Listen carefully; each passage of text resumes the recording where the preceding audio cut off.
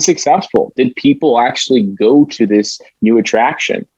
And you ask the question again, who would know? Well, Disney would know, but they're a publicly traded company. They're really not going to give out this information to other people. Well, we would know at Complementix.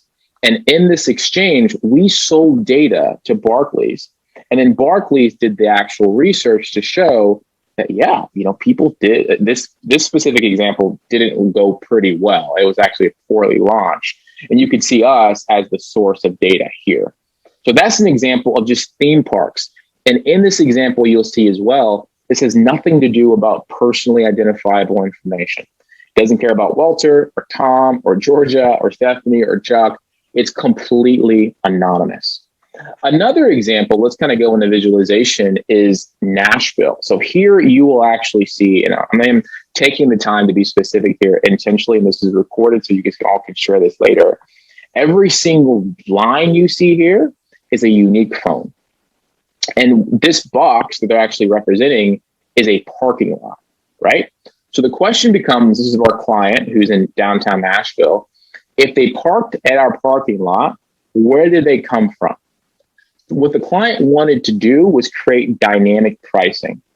So if you're from Tennessee, you get a lower price, but if you're outside from Tennessee, you get a higher price. Makes sense.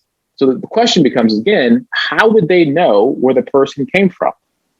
Mobile location data, right? So what we did is we drew little geographic polygons around all these parking lots. And then we said, dear database, where was this phone hours ago? Where was this phone 24 hours, 48 hours ago? And as you begin to zoom out, you can see the power of this data.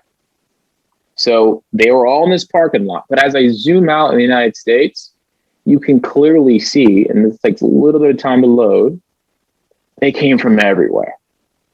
They came from the Northeast, the South, let's move this. They came from the West, out in Alaska. And then we had even this one single person who came all the way. Where'd you come from? I think it's like Israel and Tel Aviv. So who would have access to this data? Well, the big social companies, the search companies, but we see the value completely anonymously of understanding human movement ultimately across the world. And when we collect this data, we're going to pay you for it. And when we monetize it, we do it anonymously. And another pressing example for last year with COVID-19 is people working from home, right? So one of our clients, Barclays as well, was looking at our location data and showing that generally people who made over $100,000 a year, 60% of those people were able to work from home. Those who made under $40,000 a year, I'll get 40% of those people were able to work from home. All done anonymously, able to monetize. And we believe that many customers and clients want access to this data, but they should get it ethically. In a culture right now, we're so concerned about like ethically sourced meat. We think brands should use ethically sourced data where the consumer has consented, they understand their data is valuable, they're getting paid for it, and they can also participate in the value exchange. So just wanted to lay the foundation there of kind of where the data goes, how do we use it, have we done this before? We've been doing it for quite a while, and now we look to break out of the mold and do it directly with you, the consumer. That was excellent, Walter. Thank you so much. Would you mind just going back to the one screen that showed all the lines? Sure. Like, I just think it's really interesting how we call the app Tapestry, and I think that gives a really good visual of the reason why we call it Tapestry. What you see, when you say anonymous location device IDs, that's what you're looking at right there, correct?